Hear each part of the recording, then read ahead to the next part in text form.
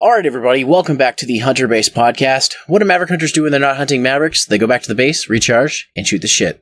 I'm your host for the most, Zeromaster, and with me again I have my co-host, who's most verbose, Canadian Jutsu. Hello. He's back. I'm back.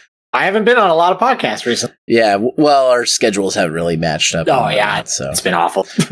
And also, another returning guest, you may know him from one of the other podcasts we did on Sanic.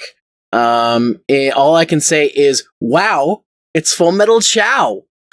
Hello, everyone. I am here. Did you like that little joke I did? No, not really. It was terrible. You are terrible. I just realized that I am incredibly busy. Oh, what do you know? We'll look at the time. It's time I know. to go. So I guess we just start off with, what's new, guys? What's going on? Life is pain. Is the best way I can put it. Hashtag flex. I'm fine, I guess. Recovering from working 2 jobs over the Halloween season, which was fun, I guess. Yeah. I just got over a rough patch, so I'm doing better. So That's good. in my camp. But yeah, so I guess we'll just jump right into it. We're going to be talking about a few things tonight. Mainly, we're going to start with BlizzCon 2019. And we're going to talk about some of the announcements, some of the stuff that was there, and we have a few other things to discuss with it. And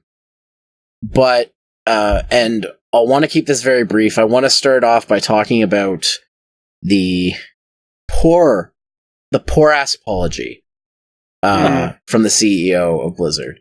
And normally I don't like to get political, and I don't like to get, into these kind of things, but we're going to briefly discuss this because it kind of there's no way I can avoid it. You can't avoid it. There's no way. Just to get everybody up to speed, for those of you who don't know, I think it was almost a month ago now. Maybe it was Just about. The winner of the Hearthstone Grandmaster Championship, Blitzcon, was suspended from playing Hearthstone competitively for up to a year, and he wasn't going to get his prize money because he basically said "Free Hong Kong" or something of that during his closing. It was Liberate Hong Kong. Yeah. And on top of that, the 2 Chinese nukes or sportscasters who were there too, they also got suspended for up to a year from being able to sportscast or esports cast for Blizzard stuff.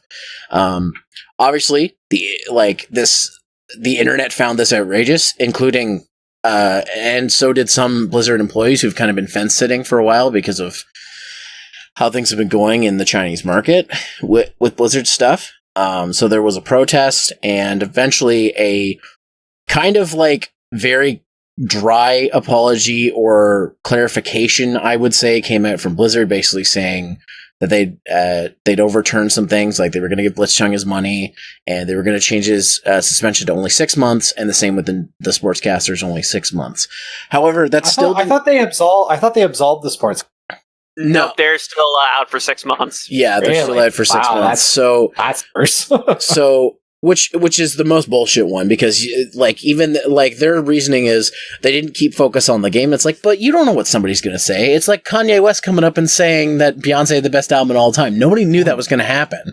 And it was one of the very last moments that they gave him. It's is there anything you'd like to say before we head back into the games? And well, he had his last moment to say something, and he said it. There's no way that they could have been oh, whoops, sorry, and then just cut away. It's live.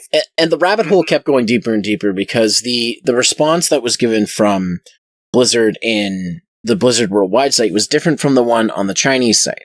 They were very different with the wording. But there's a lot of different reasons for that mostly come down to subsidiaries and all that. And I'll get into that in a second. But basically, BlizzCon started off with the CEO of Blizzard basically in short few words saying he's sorry, he's taking accountability, and they need to do better. And my first thought was, you could start right now. You can start right now and do better. If it's very, very telling, it's very mirroring the whole thing with Todd, Bethesda, where it's just, it feels like, well, I see that you're feeling upset about it, but clearly you don't care. Yeah. You know, like, and it's not just about the human side of it. It's also, as like a company, you think, oh, you know, we'll do better. You know, the South Park thing, the I'm sorry, where it was like, I think it was like in mockery of the BP oil spill. Yeah, it was. Right? And it actually felt like that. And the thing that keeps getting brought up, because everybody knows that Blizzard has been very, very progressive with a lot of their stuff. I mean, look at Overwatch, for example. That entire game is nothing but like, they have gay characters, they have characters of color, they have characters of all nationalities, whatnot. And the big thing that keeps getting brought up is that there are several occasions where people have said pro LGBTQ things after winning a match, or pro other races and whatnot. But this one is not okay. Like, crosses the line. It's their definition of what political is. That's the same thing. Like, some people would argue that trans right is political, or some people would argue that it isn't. Yeah. Right? Because, you know, like, it's all comes down to how people view their politics. It's because everything's political these days. Like, it's a company value.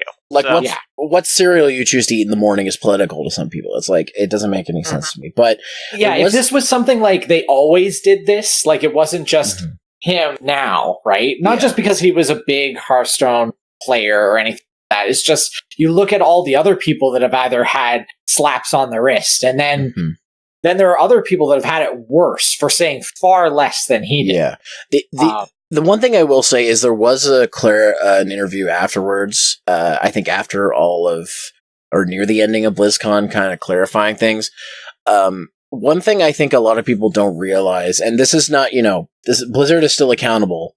Like, of course, I'm not trying to take it away, but NetEase is the one who's in control in the Chinese market with their stuff. So that's why there was a different statement on the Chinese Blizzard website than there was on the worldwide one, because NetEase is in control of that. So essentially I would see NetEase as the Chinese publisher of their games, and not like, but like at the same time, they're more like financiers. Yeah. If I were to compare them to something in business, where they're more like financiers, they are the ones that give the bulk of the money to the development teams and the company to disperse it to its employees, and on top of that to create new innovative games, which on the surface doesn't sound too terrible, but when they say, well, we're not going to give you money unless you do this, and this. Yeah. And it's another thing too, like, there's kind of like the best way I describe it is, because there is a lot of stuff that gets censored in China. I like to say, like, the Chinese, like, censors, or maybe it's NetEase is calling the shots. It's a lot like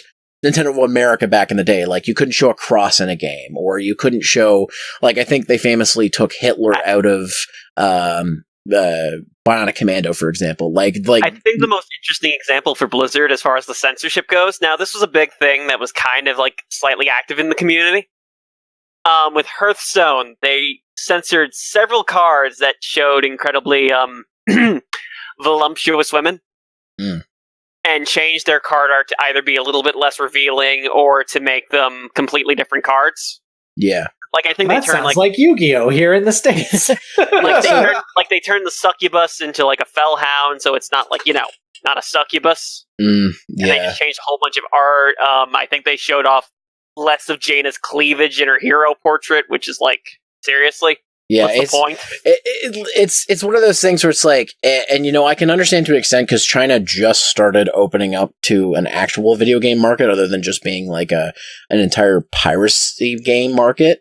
So I could see why there would be certain things changed, because they're probably not used to some of the stuff that we're just like, we've had video games for 40 years now, so we're desensitized to a lot of that stuff. But at the same time, I don't want to take the onus away from Blizzard. Blizzard still made the judgment call on it.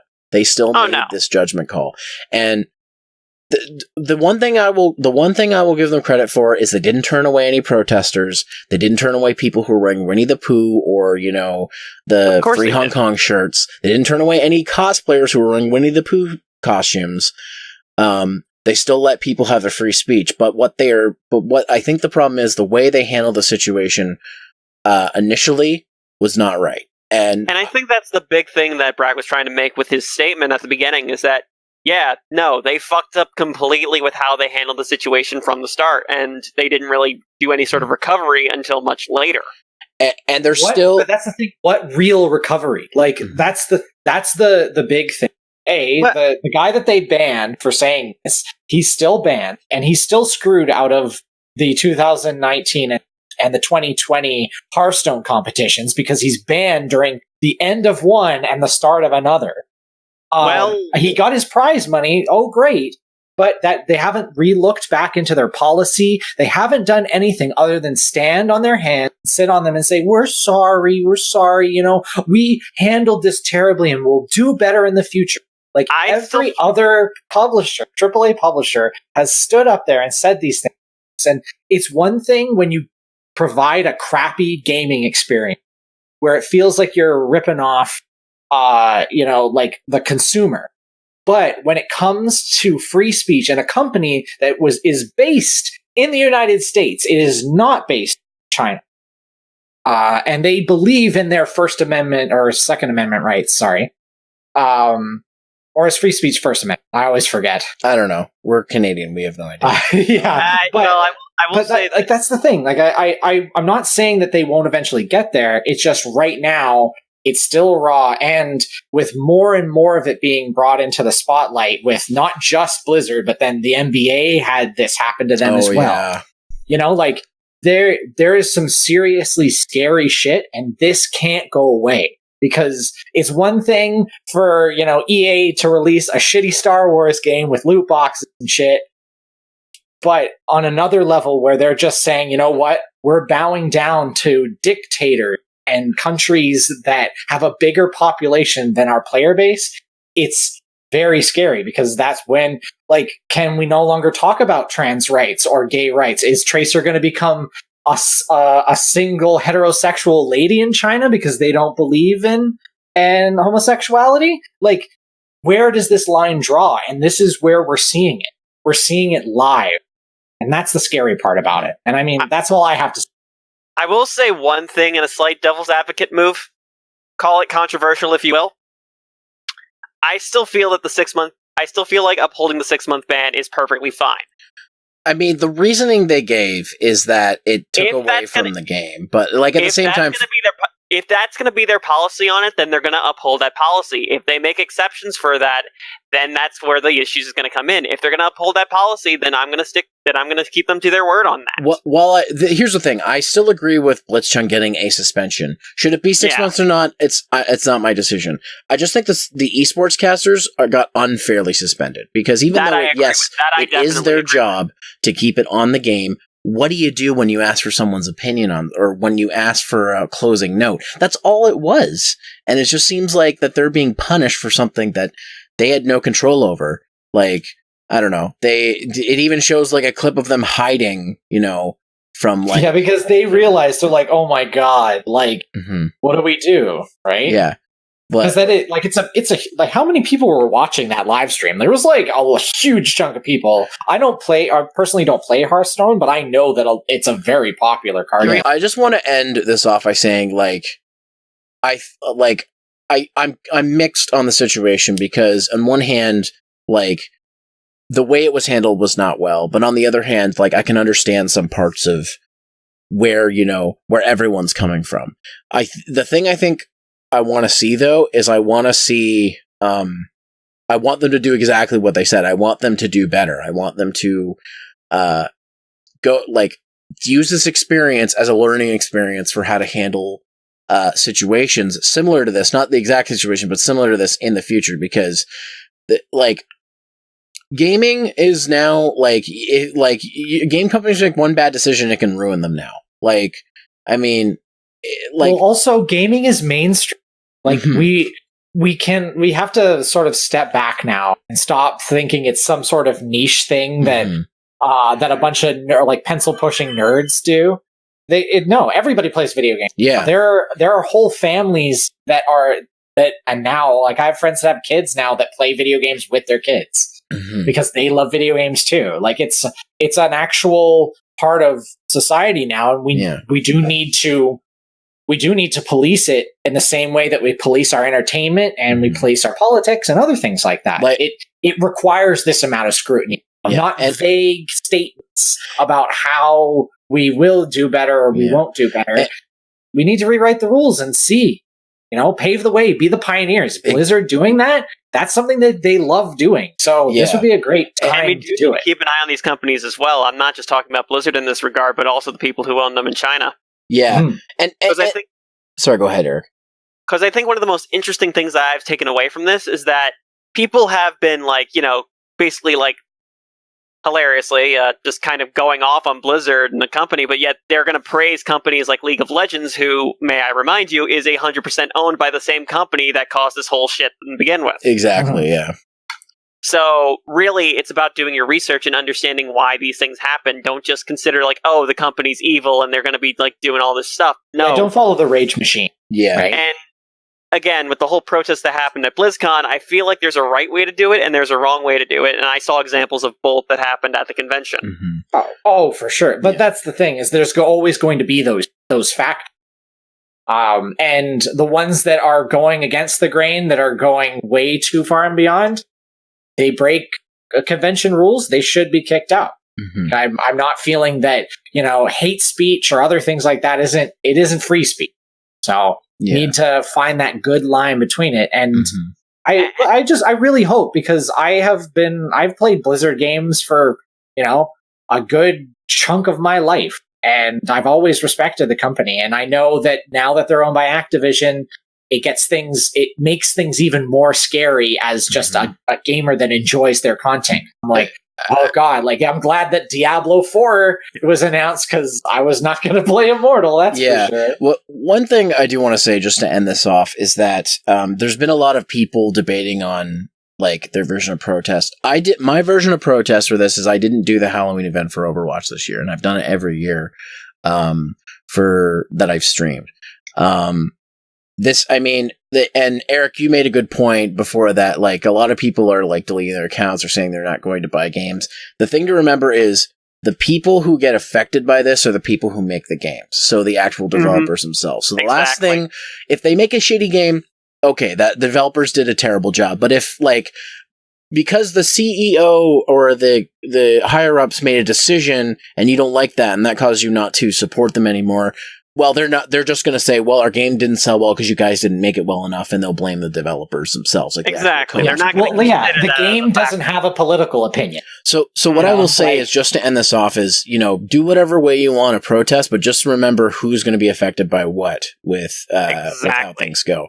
Now, and that's one thing too, it's sometimes things work out, the whole Call of Duty stuff with the in-game purchases, apparently that's gone away. Or at least it's the loot boxes for them is gone away anyway. So remember, people, aim the weapon before you fire it. Exactly. Yeah. And also, don't hate on me for wanting to play Overwatch 2, because I want Overwatch 2. Actually, I think I'll like Overwatch 2 more than I like Overwatch, because it actually has proper single-player content in it now. I know, seriously. So actually, you know what? We might as well segue right into this. Let's start with, it was leaked to high heaven on Earth, but... I remember the big 4chan leak that happened with all the Blizzard games that are being worked on. All I heard about it was it wasn't going well. But now that we actually get to see something from Overwatch 2, I'm pretty dang excited, because I've wanted a single player mode like I think a lot of people have.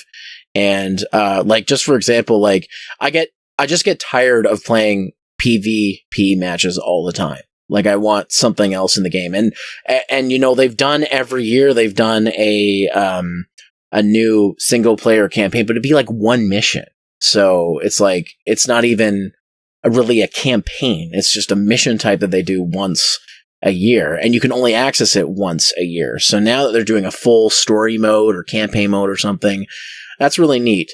It also allows them to finally escape the shackles, which is properly balancing a PvP scenario.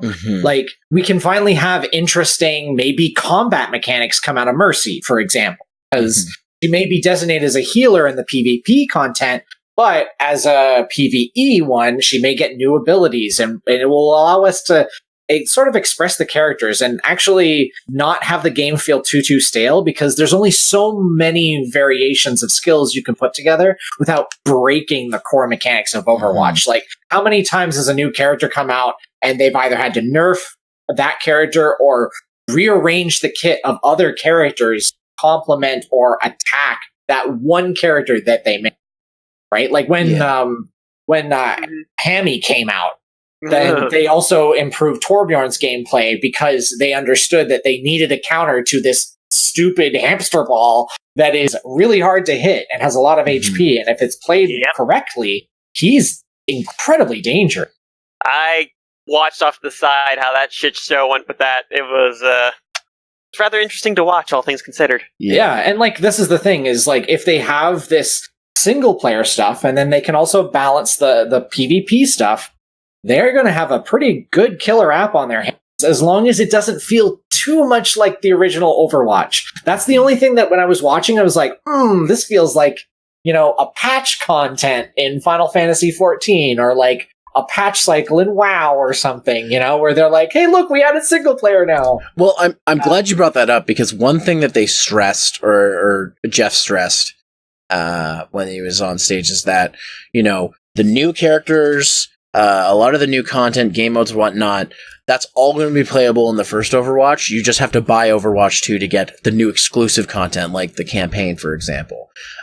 Also, one thing I'm glad that they're doing is all your skins and other things are going to be accessible in Overwatch 2, the ones that you've already unlocked in the first game. So that's pretty sweet.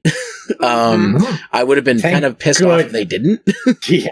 So, but yeah, I think the idea that they're giving is that both games apparently are going to get updated, but if you want the new content, like it's almost like Overwatch 2 is an expansion, but like it's a weird game to do an expansion for, because if they did an expansion, it would be like, then people who played the old version, it's an online service. You need to be online to play it. It's exactly what an MMO is like, except it's a shooter instead, right? I mean, that's what most of Blizzard games are. They're mostly online affairs, with the exception of like one or two at this point. And I mean, and not as if they haven't tried to make some of their single player games into online too. Yeah. Or like poor old Diablo 3. Yeah. But yeah, like, I think what they've shown is a step in the right direction for Overwatch. I mean, it's scratching the main itch that everyone's had, whereas give us more PvE content, because getting it once a year kind of sucks. And Overwatch has been getting stale over the past little while, so the good thing is this is a good time to inject it full of life again for a little bit, and we'll see if that will bring more people into playing. Like I played a ton of Overwatch in the first year that it came out, but as time went on, I'm like, well, I'll do the events. That's kind of how it went for a while, and also because I'm just playing so many other games that it's nice to switch off of something. But I do like that they are bringing some of the new content into the old game, because it might suck, because some people I know just got into the game, like just got the original Overwatch, and it would suck to be like, oh, all this new content is coming out, but you're not going to be able to play it, sort of thing. And because Overwatch is as big as the game it is, like, they can actually do that, whereas a lot of other games probably wouldn't even bother with updating the previous game with new content, because why not just get the new game? So I think it's really cool that they're doing that. Did they mention crossplay? Because I don't think they did. I didn't hear anything about that. Like, I thought they had mentioned something about it, but I went back and I checked, and I'm like, no, they didn't say anything about crossplay. I thought for a second they said something about it, but maybe I was just hearing things. But in any case, Overwatch 2, yay! Hey! That's. I mean, it is the thing that's coming out. I mean, I didn't care much for the original Overwatch. Literally, someone had to buy it for me in order for me to actually play it. So it's one of those things where it has it.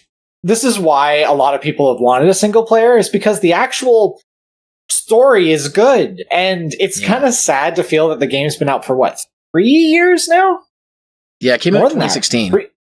So 3 years, almost heading on 4, and they are just getting Overwatch back together. I have to really emphasize that Winston, May, and Tracer, they were the only people that answered the call. Well, Winston put out the call, and Tracer and May were the only ones that answered. Yeah. So for almost 4 years, the story has been stuck in right after Reaper invaded Winston lab. Like that feels a little odd for the storyline to last that long. That wasn't a very urgent call, if that's the case. Yeah, super urgent. I'm glad that Genji showed up in his hoodie. Yeah, that was kind of cool. I mean, it looks better than his actual design, but he stole that sweater from his brother, just like everything else. Good old Hanzo. Oh man, but yeah, I can't wait to try Overwatch 2. It should be good. That's the one game that I know the most about here. The next one I kind of know a bit about because I'm familiar with the franchise, but they finally announced Diablo 4 and they showed off some stuff for it. One thing that I think is really the two things that I think are really important to show off is they said the thing that they're focusing on is they're going back to their darker roots apparently. From the first two games, and apparently Diablo 4 plays more like Diablo 2 did, whereas Diablo 3 kind of streamlined things a little bit, which is fine. Like I think that's a good idea to bring that back, because there were some people I talked to who didn't really like Diablo 3 because of the way it streamlined things, but then there are other people I talked to who they liked it better because it took out some of the monotony that would have been in Diablo 1 and 2. Kind of on the fence when it comes to Diablo 3. I mean, I've always loved the Diablo series. It's definitely the Blizzard game that I played the most when I was younger and still play to this day. But when Diablo 3 initially came out, I really liked it. But after going back to it over the years and just playing, doing the campaign over just to sort of refresh my memory or discover something on a new character, I do find that the initial playthrough it's as if you're just walking from destination to destination. Your character is way too overpowered. Yeah. And it's mostly due to the fact that the idea is that you play the game over and over and over and become super crazy and everything gets super crazy hard and all that type of stuff. But as someone that's more of a lore junkie and a person that I like playing games over and over, but I don't want to do it 17 times to unlock super brutal, extra, ultimate dark Hades edition difficulty, and that to me, and then at the end of the day, it just comes down to those weird Crown Palace things where you get just random loot drops and they don't really add anything. I will say my favorite part about Diablo 3 was them adding local multiplayer because for the console version, because I played it initially on PS3, and it's kind of neat because it's one thing to play Diablo 2 over the internet, which, yes, you still can play Diablo 2. You just have to sign into your Diablo account once every month so that it doesn't get deleted. And obviously it's an online game, so that makes sense. But them adding couch co-op was kind of interesting because, it made it easier, especially for people who's never played the series. Like, when I played with my brother and my friend Corey, for example, they'd never played Diablo at all. I played enough of 2 to be familiar, but it'd been a while for me. So it was kind of interesting to see the streamlined gameplay, but I know that some people said that they felt that was a caveat to make it too streamlined, and I can see where people are coming from, but at the same time, if you only played it for the first couple of difficulties, right? If you did your initial playthrough, and then you're like, okay, and then you picked a different character and went on a harder difficulty, I could see people just sort of stopping after a while because it does really feel like you're just sort of monotonously running through laser beaming things and then moving on. It's unless you really liked watching damage numbers tick, that was sort of the thing in Diablo 3 where they showed you the damage. It wasn't just sort of a calculation that just sort of you just wail on it until it dies in Diablo 2, right? And sometimes you think, oh, the creature is very strong, or maybe I'm missing, so you need to upgrade, or you need to do these things. Whereas in Diablo 3 was click everything. Just click everything. Yeah. Click all the things. And on top of that, having that ridiculous randomizer for dungeon layout. Not for dungeons as in like the randomization of a dungeon. I'm totally fine with that. Like making it so every time you go deep into a dungeon, it looks different. It's the fact that certain dungeons have a chance of proccing in your game. So if you were to take Diablo 2 for an example, the very first quest in Diablo 2 is kill the Den of Evil, kill 100 enemies in the Den of Evil, right? Mm-hmm. Imagine if the Den of Evil only spawned 10% of the time. And it's cool because it does make you play through longer. But in the end, it just sort of, it always feels like I never get to see this one dungeon because I don't get the proper role. So I have to play a completely new character or restart again to even see it. So it became monotonous for some of that stuff because there just wasn't enough of it to really make it feel as if, wow, I'm missing out on a crucial quest item because this dungeon doesn't spawn. So, Eric, we've been talking a lot about Diablo. I know you're the WoW guy, but did you ever play Diablo? Not really. I've shown interest in it, but it's kind of my same problem I used to have with a lot of the, not RTS exactly, but a lot of stuff I've had with MOBAs. It's just a game franchise that's always kind of made me just go, I don't know if this is going to work for me.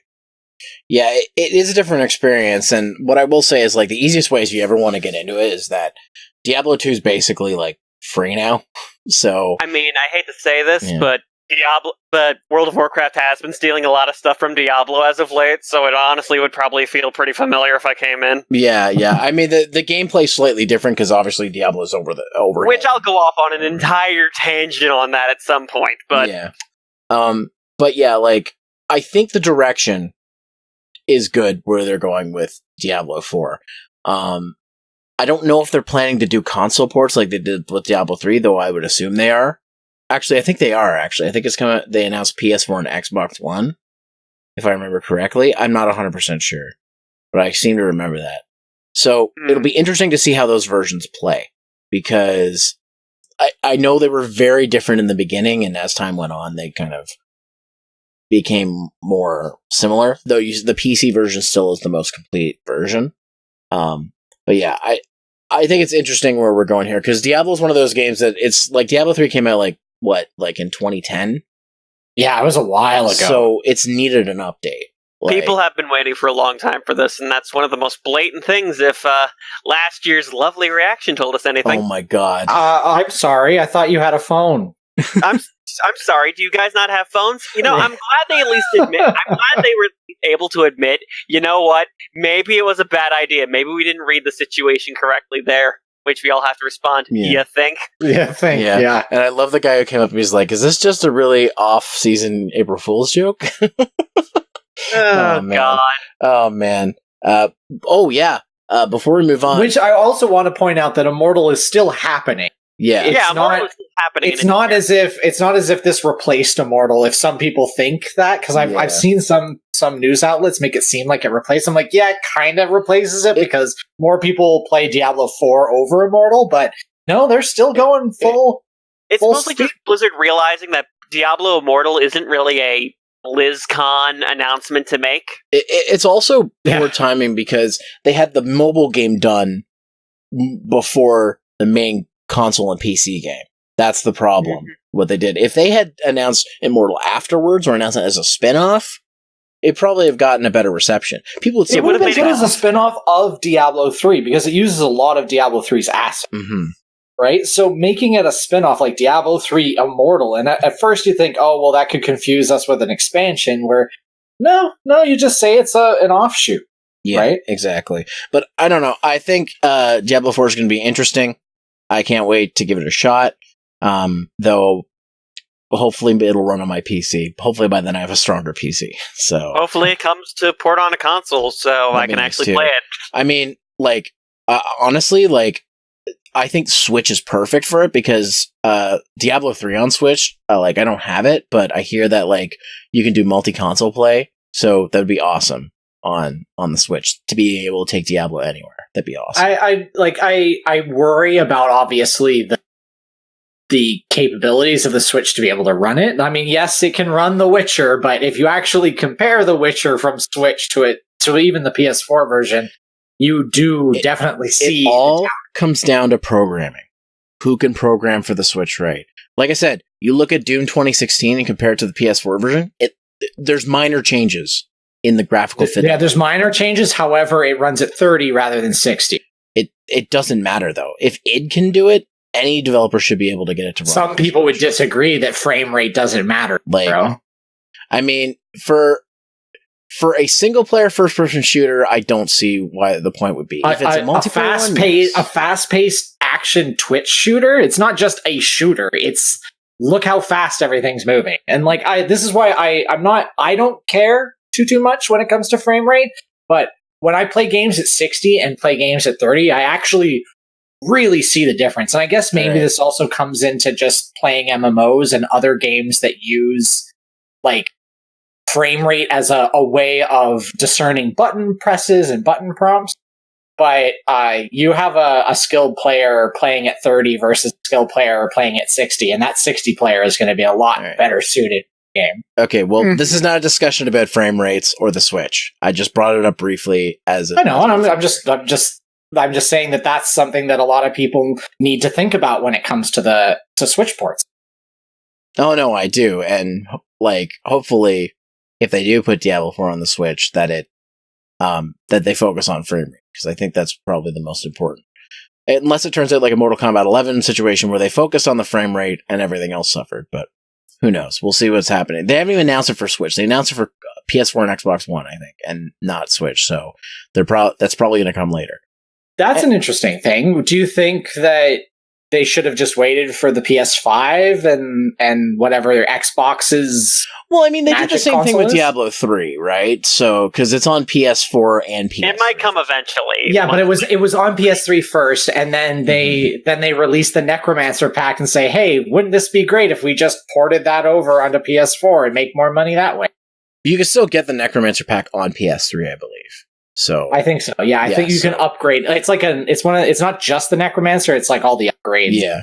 But no, like it could be the same situation. They started on current gen, and then next gen they'll have with the next release of whatever. Who knows what's going to happen? But anyways, let's move on, because I'm sure he's itching to talk about it. Let's talk about the new Warcraft expansion. Eric? Oh, Shadowbringers, right? Yeah. Shadowlands, number one. Shadowlands. It sounds a lot like Shadowbringer.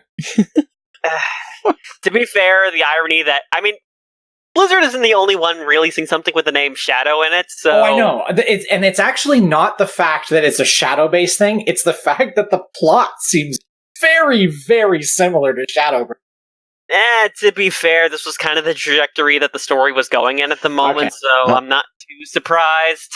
Can I ask a question? Of course. As someone hasn't been familiar with Warcraft since Warcraft 3, who's that? Who is that? Sauron-looking motherfucker. Is that the Lich King? Yes.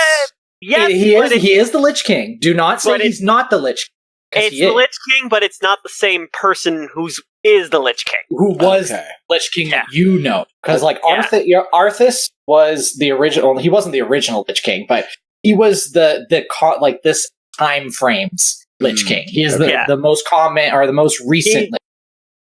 Then in the Wrath of the Lich King expansion, it all culminates to you dethroning Arthas, and I always forget the name. Is it? It's not Uther. Is it Uther? It's not Uther. No, it's not Uther. Uther's long fucking dead. Oh yeah, he's dead.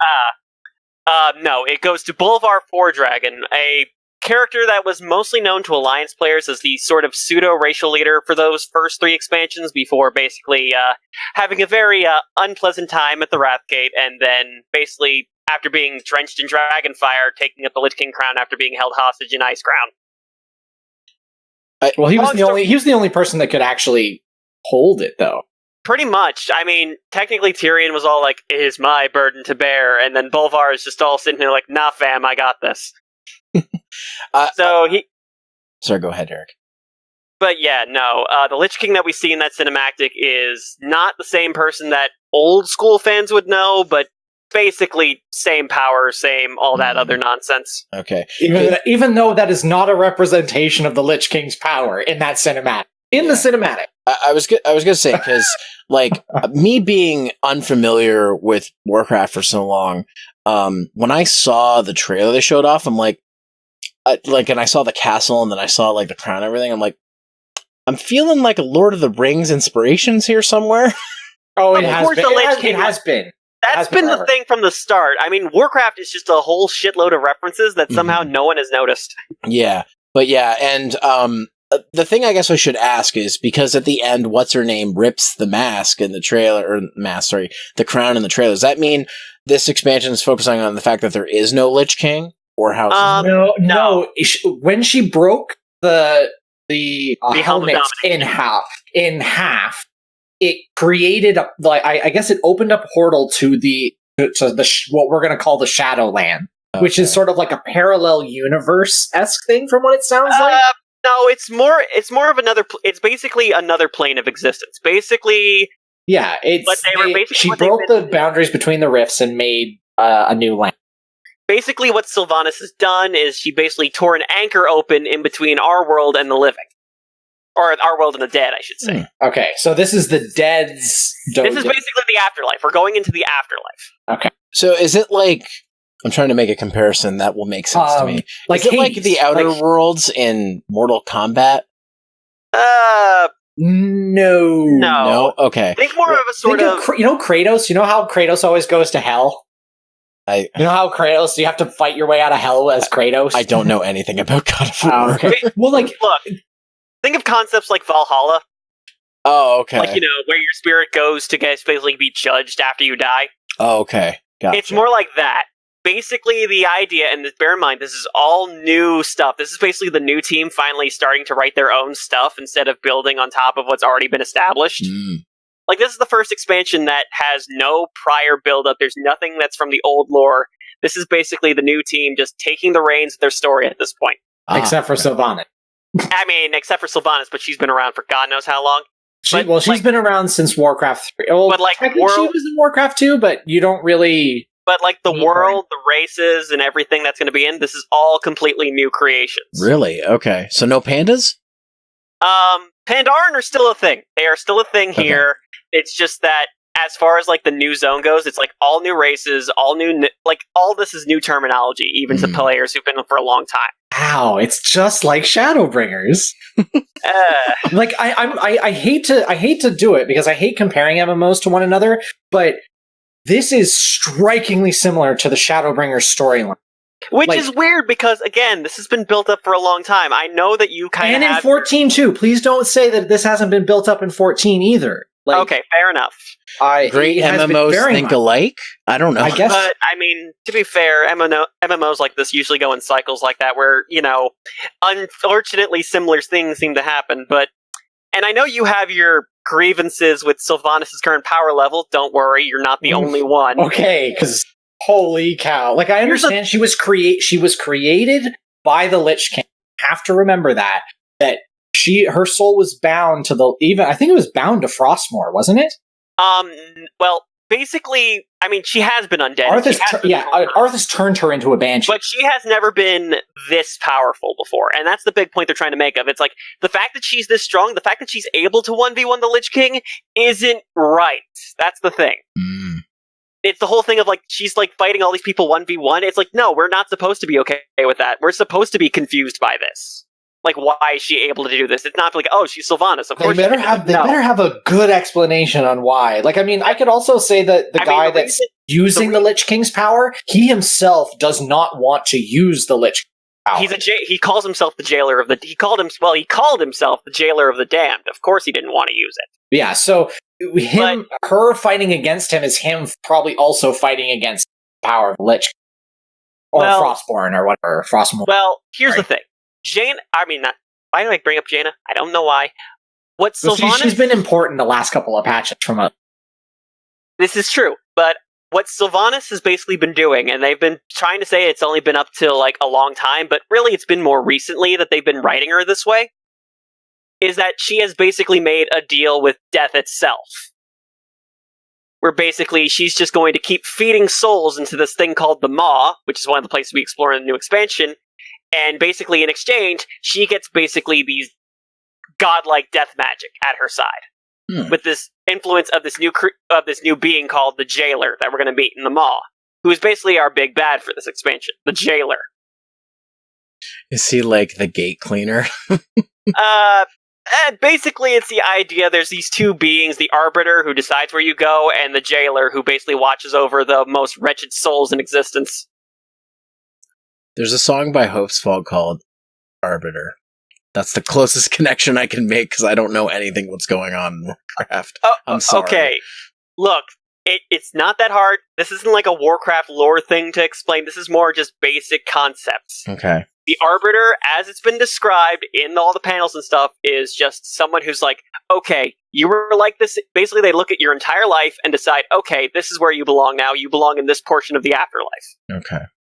Okay. And the Jailer, from whatever they described, is basically watching over this thing called the Maw, where all of the really, really, really bad people get sent to. Oh, okay. So you know in Dragon Ball Z, Mahogany Desk guy? Yeah. There's that guy that sorts the souls, and then Biff and Cliff down. Is the Maw like the land of infinite losers?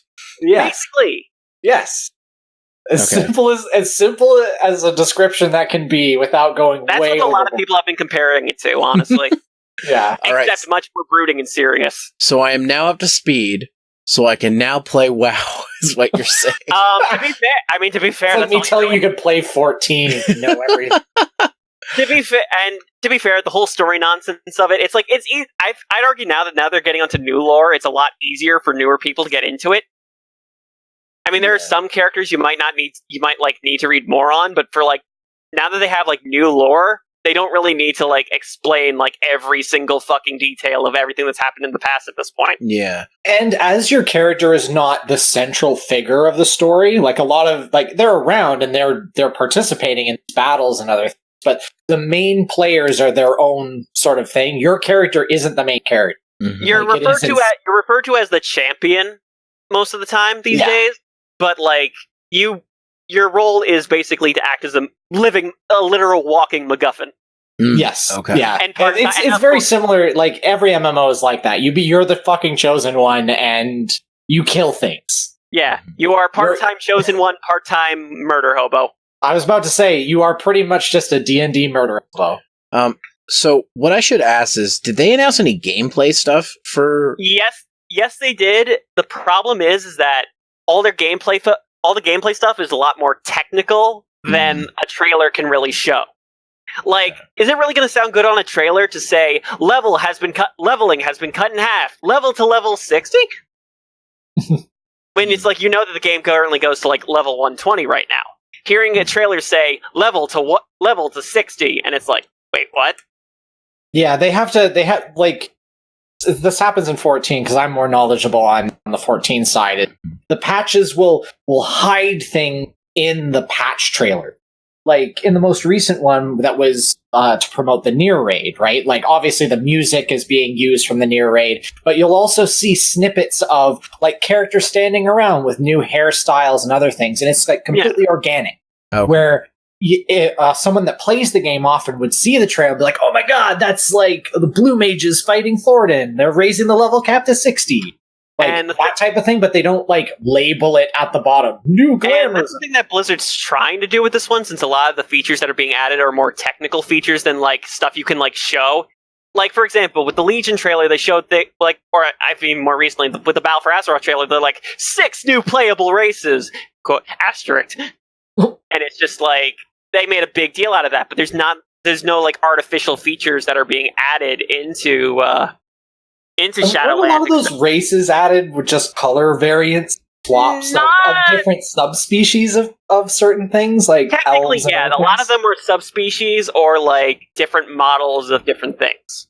That were a lot of different, like for example, the Nightborn are basically fancy night elves. The Lightforged Draenei are Draenei that have taken too many visits to the Holy Church. New races are always hard to implement into MMOs because there's always the big blaring question is, where the fuck have they been for the last, like, and a lot of 5 people have years? To be fair, a lot of people have been criticizing the features trailer for not showing much outside of just telling us that covenants are now going to be a thing, which the covenants feature actually has a lot more in depth, but the trailer, again, doesn't tell you much. Mm-hmm. Like, a lot of people wanted to see... You get the nitty-gritty in MMOs by patch notes. So when they release patch notes or they have up-and-coming, like, we have live letters in 14, I think Blizzard has a similar way of talking about But a lot of people were expecting a new class since it's been a while since the Demon Hunter was added, which was added in Legion. Wait, so there was no new classes added in Battle for Azeroth? It was really... I mean, here's the thing. Legion was all about the classes that they had at the time. Now tell me, how would you implement a new class and not have to change all those features that you had in previous levels? Because you would have to create a new home base, you would have to create a new war campaign, all for old content. Oh. Yeah. That's the big problem. That's the thing I don't think people are realizing. That's the thing I don't think people are realizing right now when it comes to adding a new class. How do you change all those features if you add a new class to the game? Because you especially if the infrastructure for the game is not set up to accept new roles into it. Yeah, exactly. Because like right now, 14 doesn't have that problem because they already have things in place that make and force your character to go back and do level 16 content, even with those old classes, because it unlocks skills at certain levels. And if you're level 30 and it sinks you to 16, then you only have up to your level 16 skill. Which right? they are kind of doing. does that too.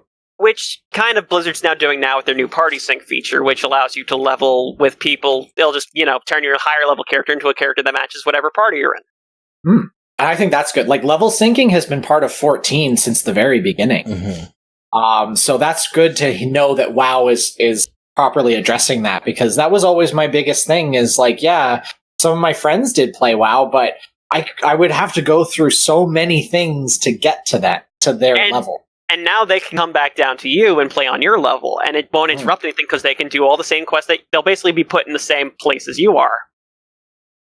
Cool. That's really interesting with this stuff. Now, what I guess I should ask is, without getting super, super technical, because I don't want to spend a huge amount of time more going into it's one of the bigger reveals, so it's kind of one of those things. Is there anything specifically you want to talk about, Eric, since I know that you're the one who plays it out of us? There's a few notes that I would like. First of all is the cut down to level 60, which people have been divided on, but I find it's more of a good thing than a bad thing overall. Are they stat crunching? Yeah, they've been doing it for a while as of late. Like, they've been like homogenizing the level experience. So it's like, this zone is no longer from this level range to this level range. It's like, no, this zone right over here, this is from level 20 to 60, but it will scale to whatever level you are in between that bracket. And this is just a more glorified version to do this. Now, what they're going to do is basically, if you're like, say, if CJ just started playing WoW for the first time in God knows how long. It's been like, I think I last played it back in 2007? Yeah. Like, let's say you came in fresh with a new character, right? Instead of being taken to that initial, like, human, dwarf, starting zone, whatever race you choose. I'd be orc.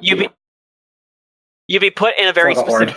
You'd be put in a scenario, basically. Like, basically the idea they described, they're going to put you on, like, an island that will give you, like, an understanding of how the game in the modern sense works. Okay. And you'd be there for about 10 levels. You do, like, this little mini dungeon at the end of this that you can either do by yourself or you can do with other players. And then you're going to get put from levels 20 to 50, you're going to be playing Battle for Azeroth content. And then once you hit 50, you'll transition over into Shadowlands. Okay. So what happens to people that... So every time an expansion happens, this is something interesting to me, because in 14, if you start a new character, you have to play a Realm Reborn, then you have to play Heavensward, then you have to play Stormblood, and then you have to play Shadowbringers. Now, obviously, there are jump potions that allow you to push past the story mark and the level cap. However, those, like, if you were a new player, I would never suggest doing it. Yeah. Because it's just like in WoW, if you jumped your way to the top and now you don't know anything, it's not very helpful for the people at that level. Yeah. So it's cool that they have a starting area, because in 14 we don't really have that. We are sort of just thrown into the city states, and you're just supposed to, I guess, do the side quests and run around. Though they have spoken that they are going to be retooling A Realm Reborn, probably very similar to how WoW has been doing it over the years. So just say if I started now, I couldn't do the Legion content, or would it not be required for me to continue? It would not be required for you to do. Now, I was going to continue off with the caveat there. Okay. After you get that after you get that one character to 60, if you say created another character after that, you would be given multiple options. The first thing you would be given is choose whether or not you want to do that starting experience again, or if you just want to do the normal, human starting zone, orc starting zone, that stuff. So that would be the first thing you get to choose. And once you hit level 10, you'll speak to an NPC who'll be like, hey, you've been through this stuff before. Is there somewhere else is there some other point in time you would like to go to instead? So you can choose to level from 20 through 50 in Burning Crusade, Wrath of the Lich King, Mists of Pandaria, Legion, whatever you want to do.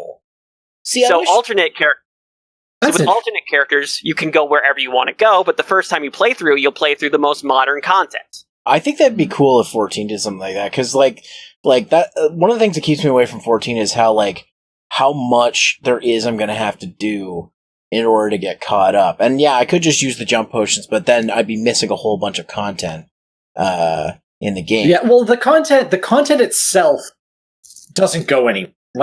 You'd be missing out on story for the most part. However, all the dungeons and everything would still be your first experience in those dungeons. Mm-hmm. And you would still get your first time bonus and other things, even if you skip past. So, just say we'll take Heavensward for just as a quick example. There's a dungeon called now my brain just exploded.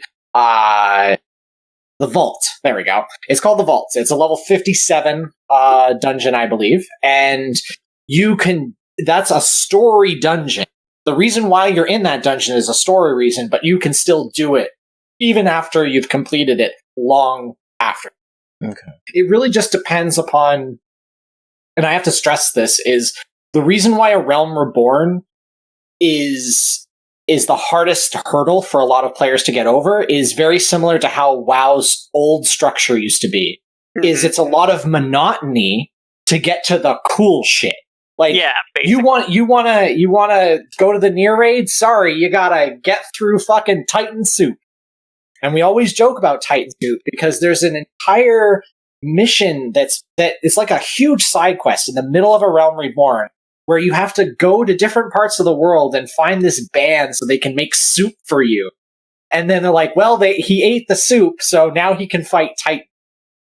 And it always felt very out of place. And a lot of players see that and they do it. So hopefully knowing that WoW has this interesting system in place, that maybe that will make its way over to 14 eventually. I mean, honestly, sorry, go ahead.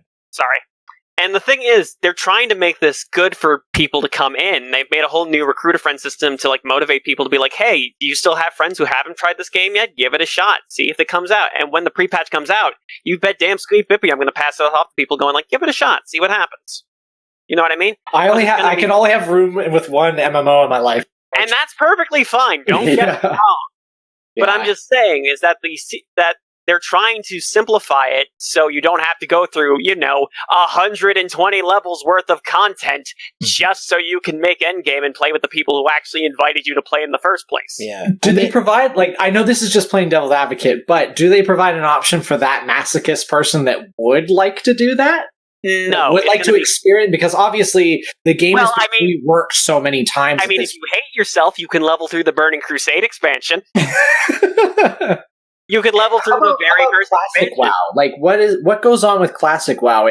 Does it incorporate some of the expansions, or is it just straight up World of Warcraft? Classic is vanilla World of Warcraft at its base level. That's what classic is. Okay. And you can't access that leveling content through modern day WoW because that all got revamped when the Cataclysm hit. Okay. Yeah, when they nuked the planet. Basically.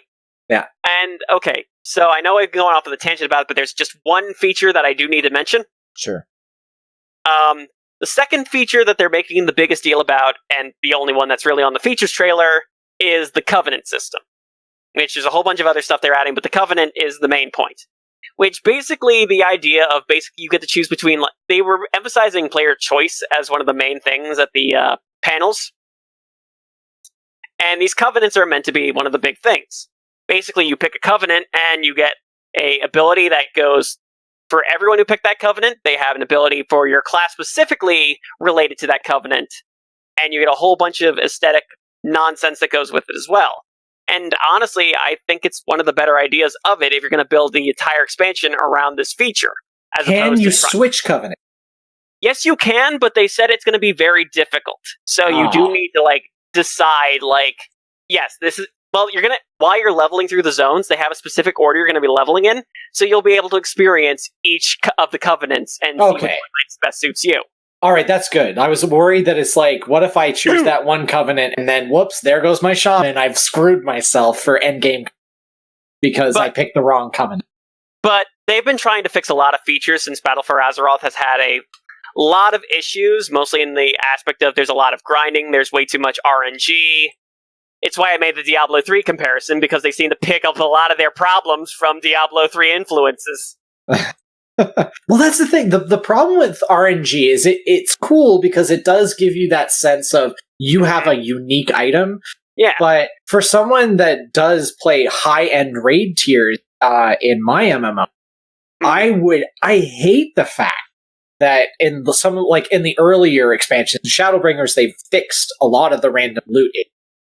But you would have to go long periods of time to get a piece of gear, and it's not if it was for a mount, I'm totally cool with having a 10% chance of the mount dropping, right? Because it's a rare thing that is just cosmetic. But when I'm trying to progress through the raid tier and to have a bunch of random loot and have a bunch of dragoon shit drop, and none of us are dragoons, kind of pissed us off. Well, let me give you an example of something. Well, let me give you an example of something they're going to be fixing.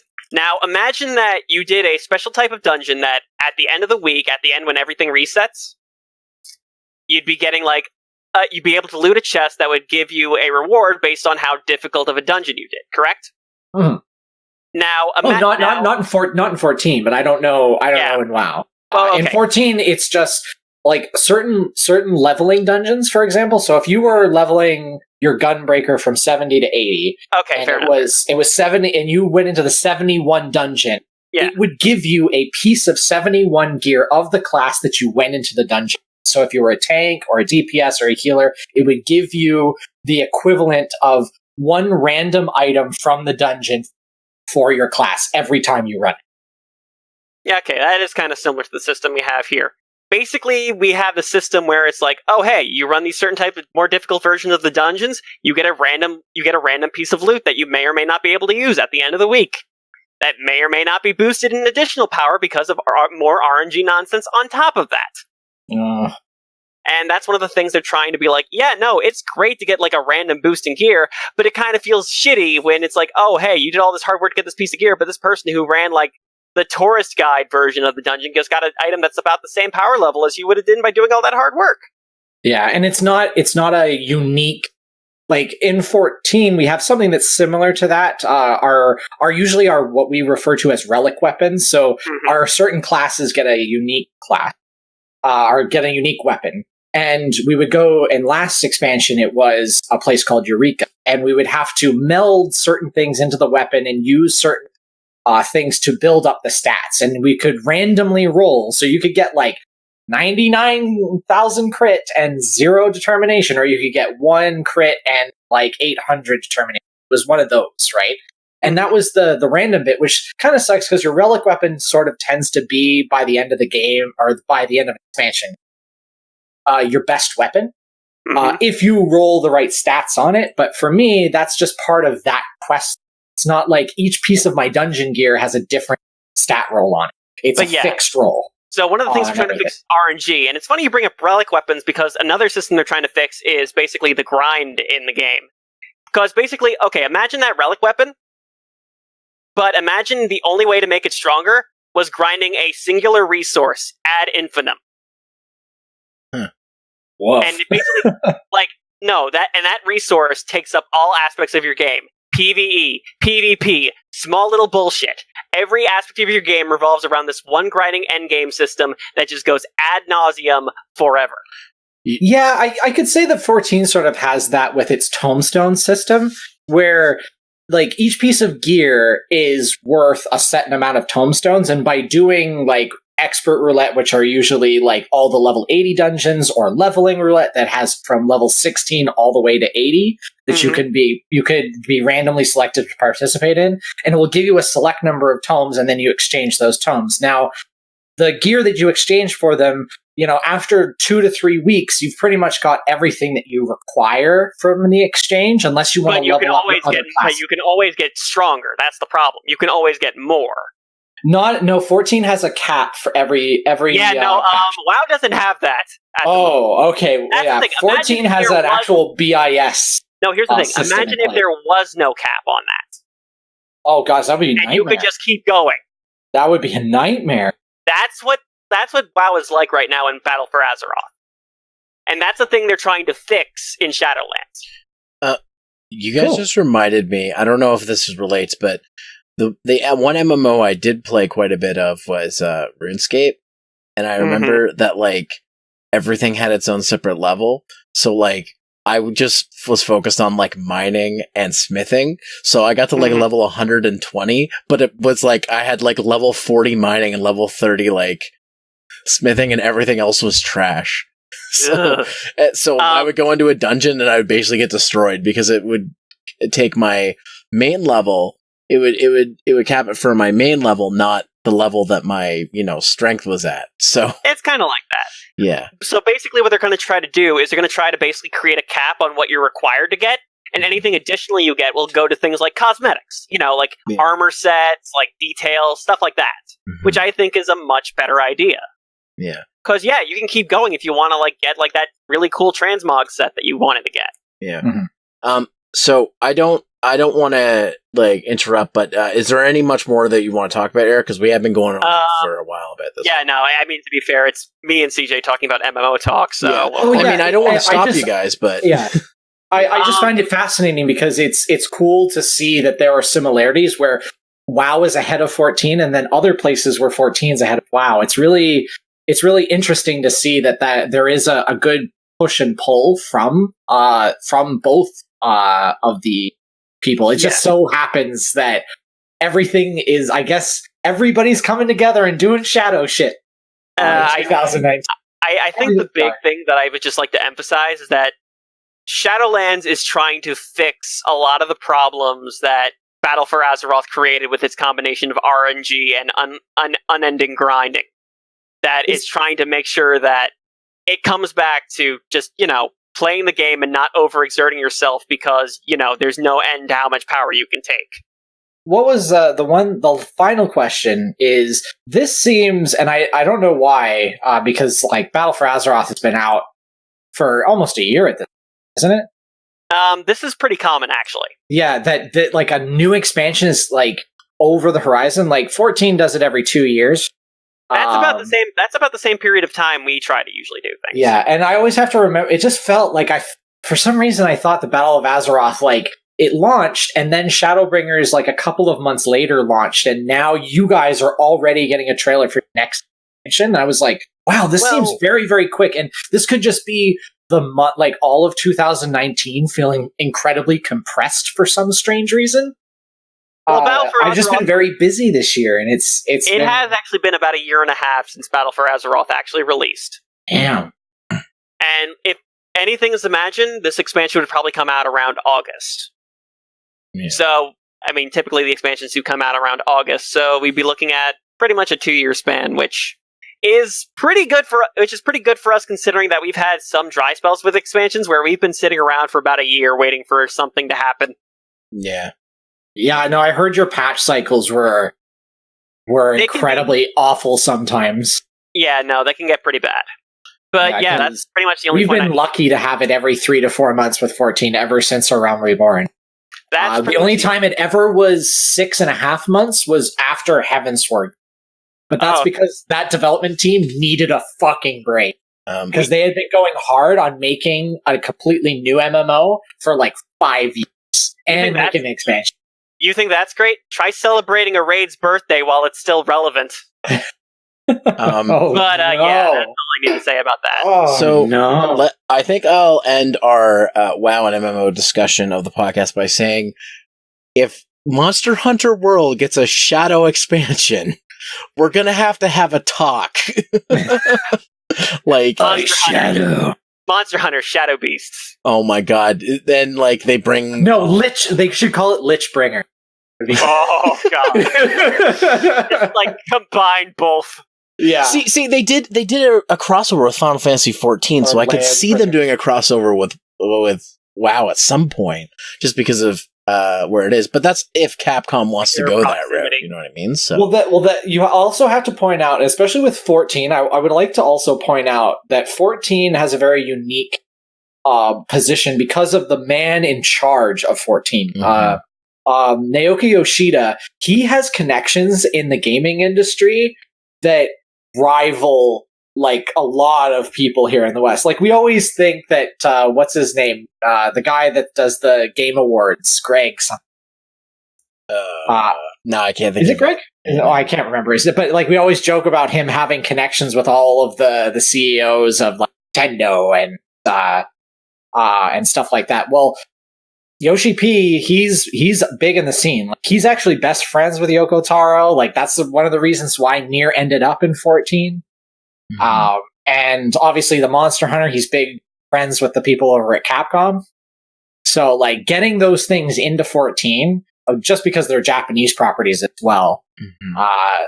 Whereas in Blizzard, I don't know, has Blizzard really ever done any crazy cameos or crazy crossovers? Not recently. It's been a while since they've done anything too crazy. I mean, outside of mainstream media, of course. Or their own crossovers, right? I don't particularly count whenever we put Mercy's Wings in Diablo 3. I don't count that as a real cross. I mean, the biggest thing we've really gotten is probably putting Ganondorf in Diablo. Yeah, and that's on the Nintendo Switch version, right? Yeah, and that's Nintendo Switch exclusive. Yeah. But see, those little tiny things are kind of... All I'm saying is, if Rathalos shows up as a raid in WoW, there's going to be some speculation happening. To be fair, it wouldn't surprise me with how many dragons we kill on a daily basis. We're due for another dragon raid at some point. Yeah, we had our dragon expansion. We're over our dragon raid. Speaking of dragons, let's go over to the new Hearthstone expansion. Dragons! The Descent of Dragons. I love their marketing. I love Hearthstone's marketing. I will never play the game. I haven't played Hearthstone in a really long time. This year, their Year of the Dragon. Now that, funny enough, the Year of the Dragon is the one where they have the Dragon expansion. I think this has been their best expansion to date as far as presentation goes. Mm-hmm. I don't know, that Medivh one, I love that. The Knight in Karazhan was great too, but Knight of Karazhan. This makes me kind of want to start playing Hearthstone again because 1, I love dragons. 2, it's my Chinese zodiac sign, and 3, any card game I played that has a dragon expansion is usually pretty good. The one that happened a couple of years ago in Magic got me right back into Magic because Magic is, I don't know how much you guys know about Magic the Gathering, but it's one of those things where you don't run a dragon deck unless you have money. So when they did an entire expansion where they're here's a bunch more dragons we're going to add into Magic after 20 years of playing this game, they finally did it. It was pretty great. I actually I had a dragon deck in Magic, so if they're just throwing dragons into Hearthstone, that might be an indication that I might have to start playing Hearthstone again. I mean, it's not that they didn't have dragons in there, it's just they have an entire expansion that's solely dedicated to them. And that's the thing, too. That's the thing always in Magic. There have always been dragons in Magic, but, if you want to build a dragon deck, they're just kind of scarce, so... I think Hearthstone, on its own, is a great game. As a game, it's pretty good. I just feel like the meta is very hard to catch up on with that game, because with how the expansions update, it's after 3 expansions, everything that you've known has become irrelevant. Well, it's just it's just like Magic, the same thing. I would be very hard to press to say that Magic over the course of a 3-year period of expansions coming out every 6 to a year sometimes for Hearthstone. They usually have one at least once a year. Yeah, no, that's the problem. Whereas the re-edition of Magic does not happen very often. It's like Yu-Gi-Oh! Too, right? Like, there are cards that are no longer accessible. You can't use them in tournament ban, but in regular non-competition play, you can still use cards. Yeah. I mean, you can still use older cards, you just have an entire bracket dedicated to you playing older cards. Yeah. I think the other thing, though, that is mentioned is they mentioned a new 8-player mode that's in beta testing right now. The battlegrounds. Yeah, is this supposed to be Battle Royale, or what is this? Kinda, it's a Battle Royale Hearthstone. Hey man, you laugh, but there's Battle Royale Tetris.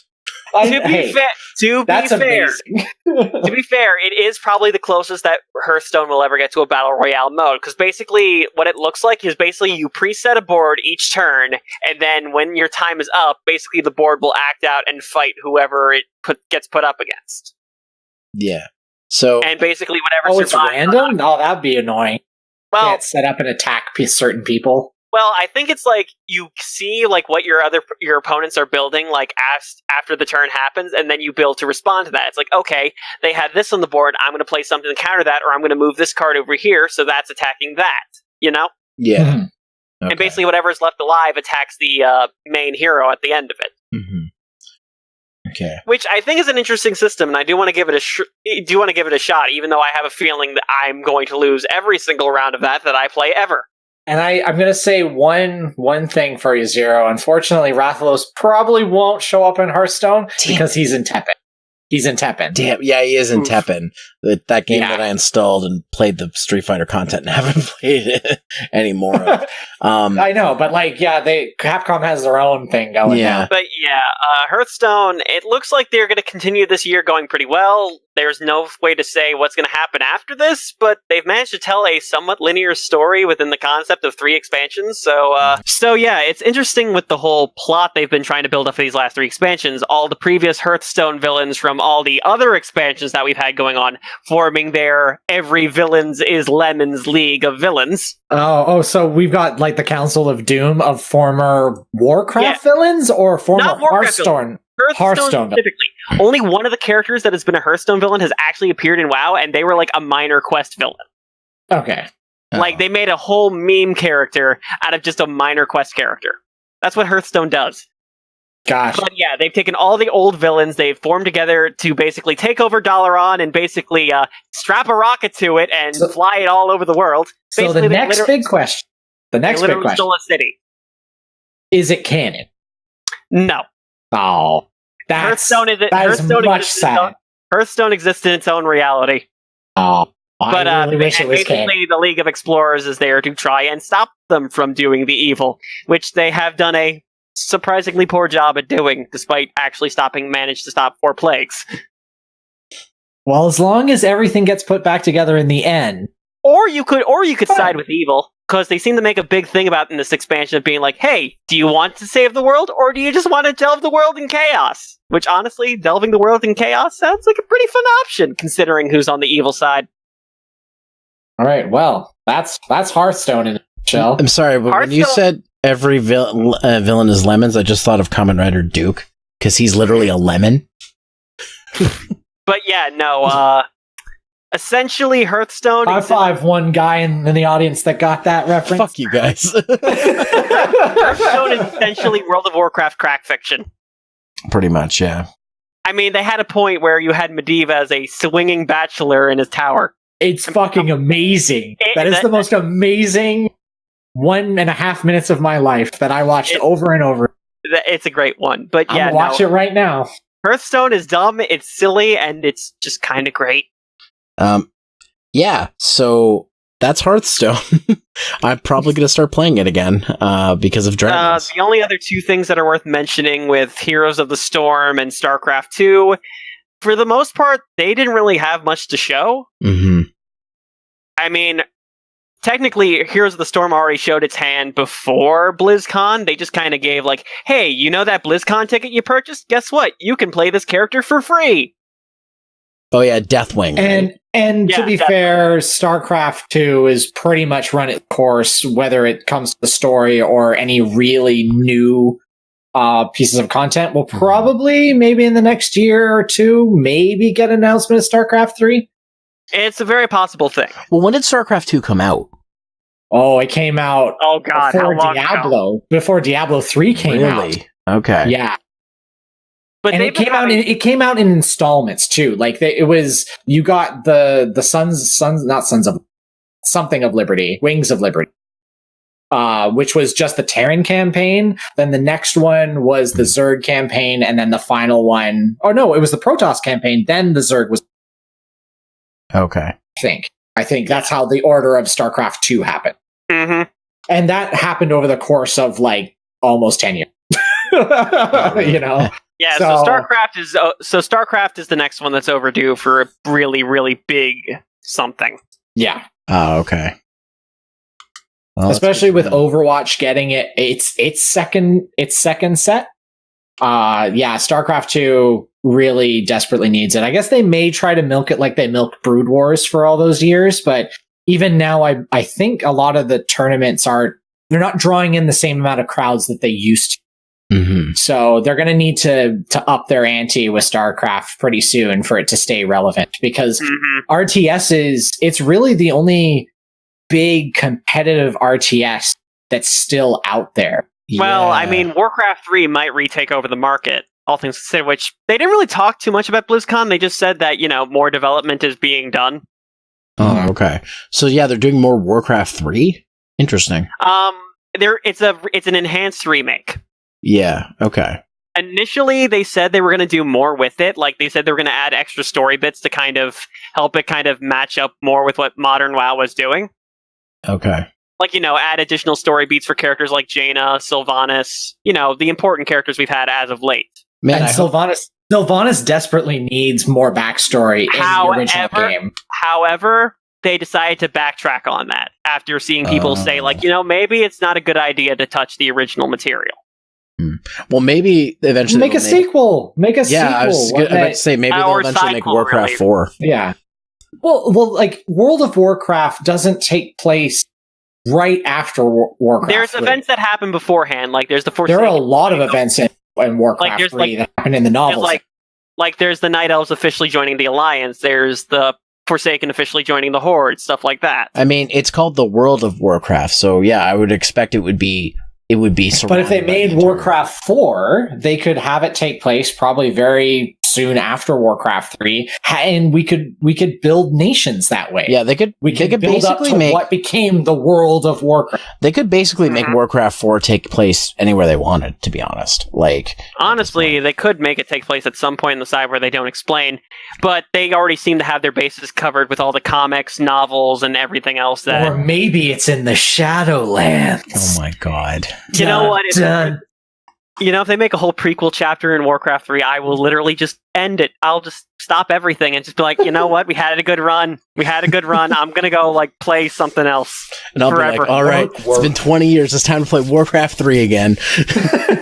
That sounds like a very Blizzard thing to say. Oh, I see that it's 2020. Better boot up Diablo 2. So I guess that's most of the main content, but there's a few things I just wanted to mention real quick. First off, in the esports sides of thing, VK Lion won the Hearthstone Championship, and apparently she's the first woman to win. So that's a huge the first woman to win at BlizzCon itself. Yeah. So that's crazy. And another big one is Team USA finally wins the Overwatch World Championship. That was very emblematic of everything that was going on. It's like after everyone being destroyed by South Korea every year, the States finally wins it. I won't lie, esports does not appeal to me in the slightest, but my boys on Team Canada almost had it a couple years ago, but they just they were pushing the South Korean team, but they just couldn't get it in the end. But I mean, at that same year, I think it was 2017 was the year that I was really into it.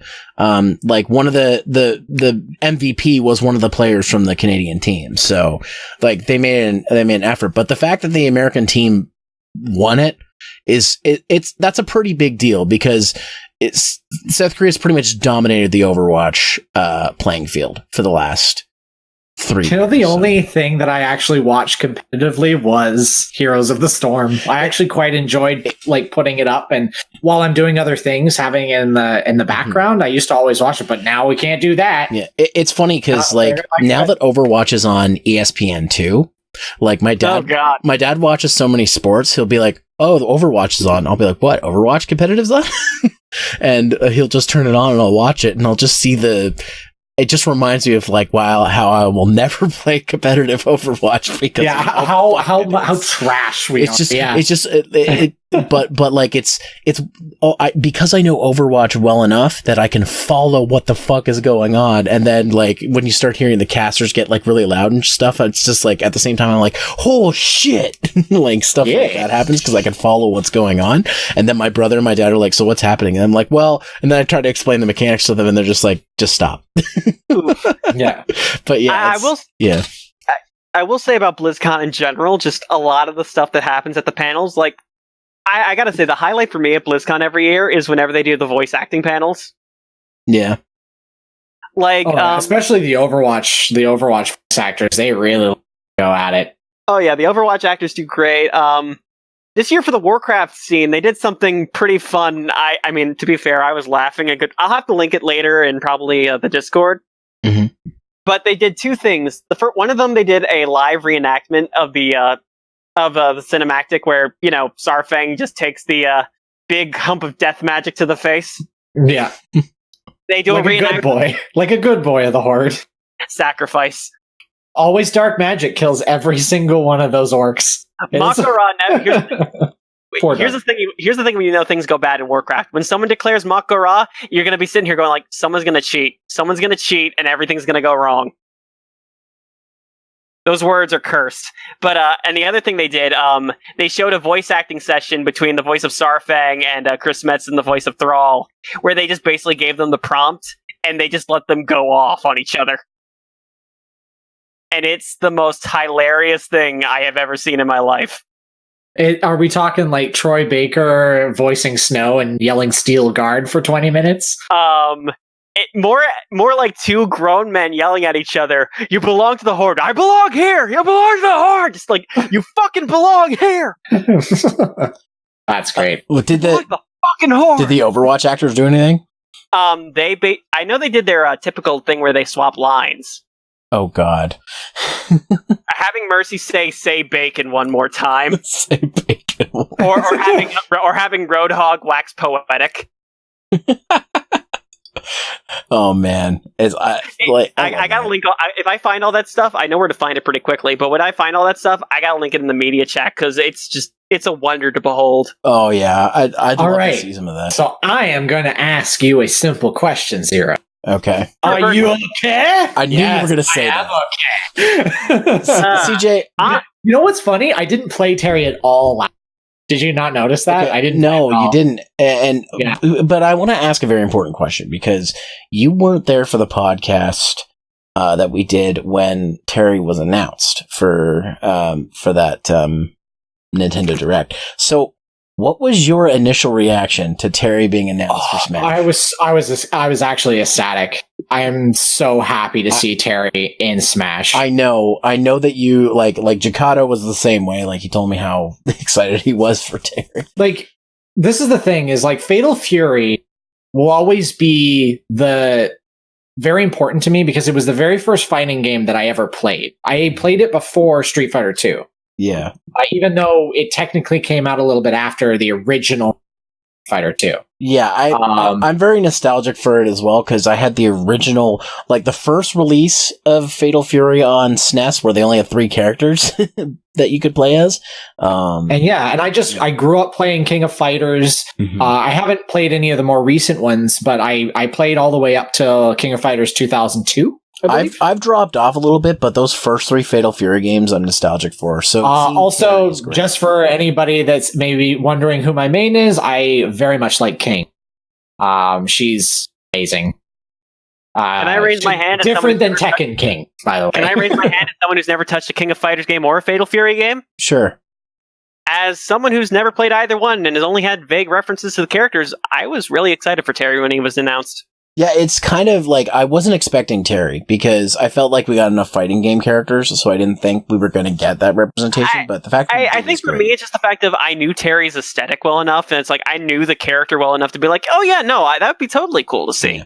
I do also want to say that the play style of Terry is, I mean, he's my backup main now. Like he might become my main. He plays like a Shoto, like one of the Shotos. Like if someone doesn't have Terry or didn't pick up the Game Pass. But you play Ryu or you play Ken, he has very similar attributes to Ken and Ryu. However, he's got a lot more extra things added in. Like his auto correct facing when you jump over an opponent when you're facing them one-on-one. Yeah. Like that is a Shoto thing. Ryu and Ken also do because they come from games that are on 2D. And I feel like he's a lot more accessible of a character as compared to someone like Ryu or Ken. Oh yeah. And I like the way that, like Ryu and Ken, he works where if you do the button inputs for his attacks, they're stronger than just using the special button. So, like... And he also has super moves. He actually has super moves, too. Ones that if you put in, like, quarter circle forward, and an attack A or B, will give you a juiced up version after his HP, after he's over 100%, I believe. Yes. Or he drops below 30% of his stamina if you're playing HP match. Or stamina matches, or whatever you want to call them. So that it's represented by a little flash and go, and you're actually able to use those special moves over and over again too. They're not like a one-time thing like Little Max KO, which is terrifying to be fair. Yeah, but there a lot of them have a lot of recovery. Like Buster Wolf has a lot of recovery on it. You miss it or they block it. So you need to be. I mean, in a chaotic match like we were last night, where it was one-on-one, right? It was easier to hit some of those things, but if you're actually facing off one-on-one against somebody, you'd have to combo with him, which is probably the most unique part about him, is that he's able to cancel his moves into other moves, very similar to how you're able to do it in King of Fighter. And I know that Maximilian touched on this, but I think it is very important that Sakurai must love Fatal Fury. Because he must. Like, not only just to have almost a complete hour of him talking about one character, but to like say, you know what, we're going to narrow down all the tracks of SNK, just all SNK properties. Down to 50. And 50 and say, oh yeah, they'll accept like 10 15. And then they'll just responded with, okay. And it was like, oh, I guess we can use them all. And then everyone just starts looking over at Square like, come on. What the hell, Square? But that's the thing. It's like, look, you have all the music on Spotify now. Come on, Square. Yeah. Master Cloudo. So, Terry is really fun to play, and pretty much everybody, even if they were or weren't familiar with Terry, who had played him, pretty much said that he felt good to play, which is, I think, great. I think Terry's feels like a character that'd be good if you want to get into the more competitive side of things on Smash, that you could easily start a good place to start, because it feels like a lot better reception than someone like the Hero had. Like Hero's fine. Okay, the Hero's he was incredibly popular in Japan, and we need to remember that this is a Japanese game too. I'm not saying that the whole negative. I'm talking more of like people picking up the character and sticking with it. But that happens all the time. Like when Joker came out, everybody was a Joker man. When Banjo came out, Banjo. Everybody's a Banjo man. But this is. I think what we were saying here is that this is the first character of the new ones that came out that I could see people having as a main or a sub for a while. Because he's just so easy and fun to play as. So they did a really good job with Terry. Introducing me. All right. So the last thing we will ask is, just because we are talking about Smash, everybody's final prediction on who the last character in the first fighting. Because we're probably going to have to wait until the Game Awards to know, to get a trailer at least of who it is. Now, what is big that the Game Awards would be showing up? See, that's tough. Well, there was a lot Well, of the big thing we have to speculation. consider is that this was planned. This would have to have been planned from the start that Smash would have came out. Yes. When they initially thought of the DLC character, this isn't something that afterwards, after they saw fan receptions to what was released, this is what they would have thought of about a year and a half. All right. Well, I've got my prediction of what I think it would be. Okay, go ahead. I'm gonna say Diva from Overwatch. An Overwatch character. I honestly I would love to have Diva in this game. Honestly, we knew that Overwatch was in development for the Switch for a while, so we know that the plans were there. And also, if any character were to end up, I feel like Diva would make the most interesting of an option. I mean, the obvious choice is Tracer, and yeah, Tracer could have some interesting things, but I feel like she could have some Diva, I feel like Diva with the mech mechanic could kind of create a sort of old school, like, you know how Zero Suit Samus used to work? Mm-hmm. Yeah. I can imagine something like that, but a little more refined. Yeah, if they could balance out of mech Diva, so it doesn't feel like once you lose your mech, you've lost a lot of your potential. Like, you're supposed to feel that way. And obviously, maybe, you can get back into your mech very similar like they could do like the thing that they do in Heroes of the Storm, where the more you attack the enemy, the more it just, you can build up to get back in your mech. Mm-hmm. And it wouldn't like the thing about Diva though is a lot of people recognize her, and she's definitely big in the esports scene just due to the fact that she herself is an esports StarCraft main. Mm-hmm. But even then, I don't know. She's not the poster child that I would think put in Smash. She doesn't sort of encompass what Overwatch is about. Yeah, I think the thing is that like Tracer's kind of become one of the poster childs for Overwatch, but I think if they picked one, like Diva makes the most sense. Personally, if I were to choose somebody from, like, my selfish choice would be Brigitte, but that's just because I like Brigitte. I mean, I think Reinhardt actually would be a better suit for Smash. Just remember, having another big, slow guy that can block projectiles and it does a lot of damage and can charge and do all that stuff, he'd be just all of the memes of him fucking yelling at the top of his lungs, like plowing over Sonic and Pac-Man. Oh, I'll just say this. We are also overdue for a female character because this expansion has been a bit of a sausage fest. Excuse me, Kazuya is a proud lady. Minus Kazooie, but like as far as like main characters go, it's been like there's been a lot of dudes here. Yeah, I mean, unless you include Terra's Future, but unfortunately she's not here. So, but yeah, no game for good boys and good girls. One, I like if we're gonna go with speculation based on movements that have been made towards stuff going to Nintendo platform, there's two that I can think of. The first one that I would think of that I would love to see, and I think a lot of people would think would be a cool choice, but they don't really have that much, I guess you could say star power yet, because they're kind of a new face. Cuphead. I think Cuphead would be really cool in Smash.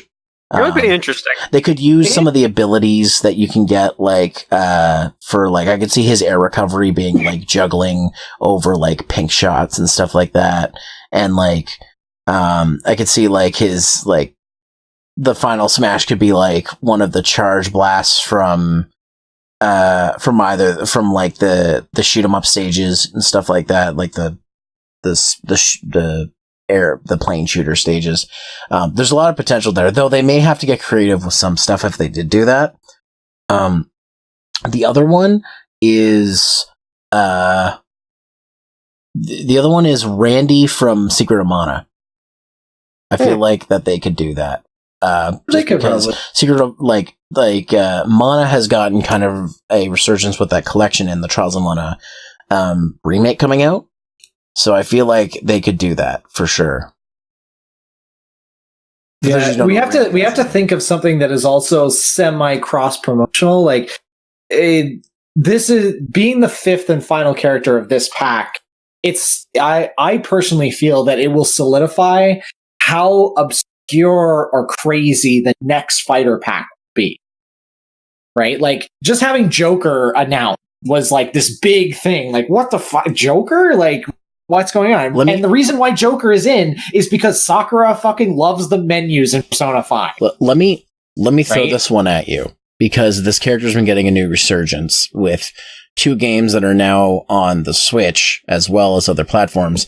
Crash. Or Spyro. A lot of people want Crash. So, I can see that. I mean, really only time will tell as far as that one goes. But, I personally, just because they've been so chummy, and they've been very vocal about saying, we're going broke or going home when it comes to characters, because this will be probably the last time in video game history that this many video game characters will be put in one. So my idea, I'm hoping it's either someone from Capcom side or from I personally would really like to see Matt. I think that he, like Master Chief. Who? Master Chief? Okay. I would quite prefer to see Master Chief. And I know that you can say, oh, well, he's sort of he's a shooting game character, but he is the more PG version of the Doom guy, right? Because some people have been voicing saying, wouldn't it be great if Doom guy was in it? And you're like, unfortunately, Doom guy would fit more into the Mortal Kombat side of things. Yeah. Just because of the type of character he is. Like, it's not like people would complain that I can't rip Mario's head off as the Doom. Like, I can see those Twitter and forum posts about how Doom guy is not violent. All right. And we already know that Mai is not like ESRB friendly to even be in the background of Smash. So Doom guy does not fit the criteria, but a Space Marine that has a semi-cartoonish sort of feel to it, that deals with lasers rather than bullets most of the time, because that's how Bayonetta gets away with it, because her bullets are magic bullets. They're not actual bullets. Never mind. So he like Master Chief would fit that Space Marine ideology, and we know that Nintendo and Microsoft have been incredibly chummy with recently. That's why I said Cuphead, because of that. He'd be interesting, but I don't know. Like, I guess maybe we have to think of the longevity. Like Eric said, we have to also think that this character has probably been in the works for a while. It isn't something that some people demanded after X character is already in, right? Like, It's not like, I want Banjo, and then they're like, all right, here's Banjo, and then the next one is like, I want Travis Touchdown. Yeah, Travis Touchdown's one that a lot of people do want too. So he should be in character pack personally. So it's closer to his game. What's his face from Shenmue would be an interesting pick. Yeah, I think I said that last night, and then like I'd want to have the main guy. I always forget his name. I forget his name too. But Kyo? I can't remember. It's been a while. That's right. But I'd want to have the main guy from Yakuza as an Echo Fighter. I think that'd be cool. Well, they've already stated that there's going to be no Echo Fighters in any of these character packs. Yeah. They are making new characters.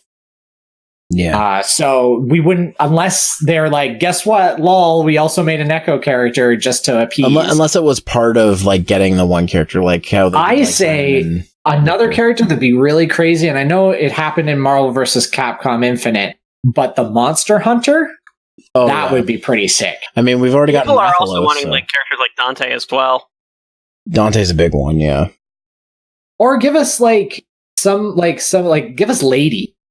Or something, like not just Dante, because Dante, he's iconic, but I don't know how they could make him interesting that doesn't borrow from other sword users that are already currently saturating the brawl market. I think what we should say though for now is that like characters, like we don't know what's going to happen, probably not until the Game Awards, which it's going to be a Goomba. I can't wait. I can't wait for the Goomba. Just to shit on Waluigi. Actually, that would be great. Waluigi at the Game Awards. Oh, God. I'm calling it now. It's Waluigi as the 5th carry. You heard it here, folks. So, I want to just talk real quick about some of the feature changes, specifically the online ones, because they made some great choices with this. First and foremost, they added new elite-only arena types, which means if you want to do competitive, you can make a competitive-only arenas. Mm-hmm. Which I'm okay with, because sometimes you'll go into a random arena and it's all people playing with, no items and 3 stocks, and it's like, this isn't what I was looking for. The one thing I do like is you can change the rules now. Mid-arena, you don't have to close an online arena and make a new one just to change a rule set. Though you still can't adjust the items. You still have to do that separately, so baby steps.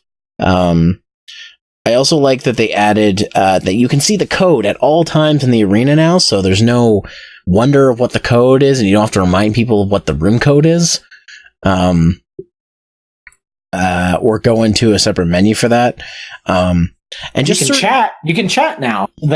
Yeah, to a very bare minimum, but it's good to at least being able to acknowledge people in other arenas, because arenas can be public now, and you can see public arenas out there. So it's good to have just a slight messaging feature just to say hi or whatever. And obviously, it's Nintendo. You're very respectful. Mm-hmm. Everybody knows about my strong, powerful neutral attacks. You will fall victim to. But yeah, I'm not going to get into the nitty-gritty of all the characters who had fighting tweaking, because I don't really care about that. A lot of it was just quality of life stuff. There was nothing like one character got completely reworked out the yin yang. There were some low tier characters that got some buffs, but that's about it. Yeah. And it looks Bayonetta is still broken. And it looks like K. Rool got some debuffs, but I'm sure his Belly Friday is still the worst. Alrighty, so I think we're done with Smash. Yeah, that's pretty much it for Smash. We didn't really talk about TGS, but I don't. They didn't actually talk about it much. Yeah. So unfortunately, the biggest news that came out of that was obviously they showed off more of Death Stranded, and obviously by the time of this recording, Death Stranded has just come out. Yeah. And then obviously I'm just super psyched about Final Fantasy. Talk about it for another hour, so I won't. Yeah. But it's coming. Yeah. So let's get on to the part of the podcast where we talk about what we're working on. Eric, why don't you tell us if there's anything you're working on or anything that you've got coming up that you want to let people know about? I'm hoping to get back on my streaming schedule. I try to stream every about Tuesdays, Wednesdays, and Thursdays around mid-afternoon. Mm-hmm. And hopefully I'm going to get back into that schedule, or I'll just get lost again and get distracted by literally everyone else streaming at the same time. So, there's that. Well, hey, it's always fun when you come by, so... But yeah, trying to get back into the whole streaming thing. So that's really all I'm trying to work on right now, is getting more of that done. And where can people find your streams? It's E__chow or just one underscore? Just one underscore. So that's two on underscores Twitch. for my the 2 underscores is for my Twitter handle. Yeah. Yeah, if you're on YouTube, obviously Zero will be gracious. Yeah, down below. I'll put the stuff in the description so that people can find it too. So, yep. So CJ, what are you working on? What's coming up? Actually, I have some time off, so I'm actually going to do a little bit of blitz writing for some of the stuff that I have already recorded for. But my main focus actually right now is I picked up Atelier Reza recently. I picked it up not yesterday, but the day before, and I've been playing through it and recording it. And I have a lot to say, because this is my very first Artilia game that I've ever played, and I've always heard really good things about it, and I would like to give a unique perspective as someone that is jumping into the series way late, and I think this is game 16 out of how many that ever released on some on PS2. I think 2 were on PS2 and the rest were on PS3. So recently there has been a couple of PS4 ports. Yeah. From Vita and all that other type of stuff, but I'm pretty stoked about talking about this. I quite enjoy it. And yes, I understand the lady is very, very thick, and we will talk about that as well. Save lives. Yeah, thick thighs save lives. But it's a very unique experience, and I want to give my take on it. So that's probably going to be the video that I'm going to be working on come the next week. And I want to get back into streaming a little bit more, because I've been so busy, but now that I'm on surgical rotation, it's a lot easier to have more time fair. So Yeah. may actually go back and finish Breath of the Wild because was the thing that I hadn't finished the last Divine Beast, I believe. And then my next order of business is to complete Code Vein's Platinum.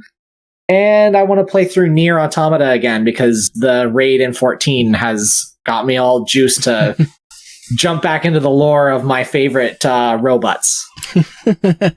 Robots. My robots. Can I ask you a quick thing? And I don't mean to drag this out, but when Rune Factory 4 comes out, are you going to do a video on it?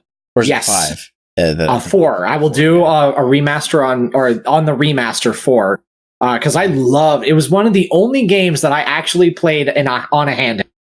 Mm-hmm. I don't particularly like handheld gaming personally.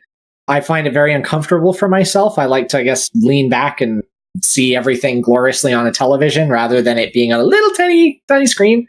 The Switch has, though, alleviated me of a lot of that issue. But knowing that Rune Factory 4, which is a game that I played extensively on my Nintendo 3DS,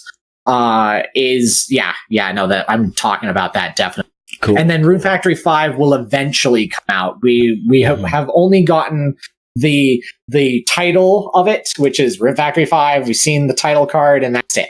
Yeah, we don't know any of the story. We haven't seen any of the characters. It's just they announced it as being worked on. So the remaster will come out. Then I'm assuming 5 will probably follow suit a year or two later. Mm-hmm. Yeah. All right. Well, for my camp, and I'll try to keep this as brief as possible. I had 2 Halloween reviews come out. One on the Castlevania mobile game, Grimoire of Souls, which I didn't think I was going to get out, but I had time, so I did. And then the other on a PS2 survival horror game called Extermination. So go check those out if you haven't. I have, by the time this comes out, I have a Remembrance Day kind of review. It was already a review I was going to do, but it happened to land on the Remembrance Day timeline, and it is, related to the other stuff I've done on Remembrance Day. That's coming out. It should be out soon. Before you even see this podcast, it'll be out. So go check that out. I don't mean to interject really quick, but because you're talking about Halloween things, I should also mention that I did have a slight cameo in fellow RCG members' video, Blonde Guy Gamer. Yeah. Where he talks about his original CDI games he got with his system. Spoopy CDI games. Yeah, I'm in the beginning if you just have to get your Canadian Jutsu fix right away. Exactly, yeah. I should have tacked that on. No, but you just reminded me also because his video came out, and then our friend One Roll, his video on Project Resistance came out, so that's another Halloween thing you can watch if you still haven't had enough spoops. I also it's Christmas time now. Yeah. It's all about merry fucking cheers. Hey, it snowed on November 1st here, so you know what? Whatever. I will say also that the other podcast I do, the Very Noise podcast or Noisecast, had a Halloween episode that I helped edit, so that is up now, and a new episode is coming with a new guest, so check that out. And then basically, one thing I want to announce is I'm going to start streaming on Sundays now. We're going to call that like online or multiplayer day, I guess. So, I mean, I still do stuff throughout the week. Sometimes I'll do a Monster Hunter or Overwatch event if it's through the week, but I'd like to keep like co-ops and stuff mostly to those days, to Sundays. So, and the first one we're going to do is I'm going to do the Resident Evil 2 event for Monster Hunter. So come check that out. So Sundays, same time, 8:30, as I have with my Tuesdays and Thursday streams. So yeah. So now that's mostly out of the way, Eric, where can people find you? You can find me on Twitter at @E__chow or on twitch.tv at @E_chow. All right. What happened to your Full Metal? What happened to Full Metal? Rebranding. Gotcha. Pretty much, yeah. Attempting to disassociate, as it were. Excellent. And CJ, where can people find you? I'm Canadian Jutsu on most platforms.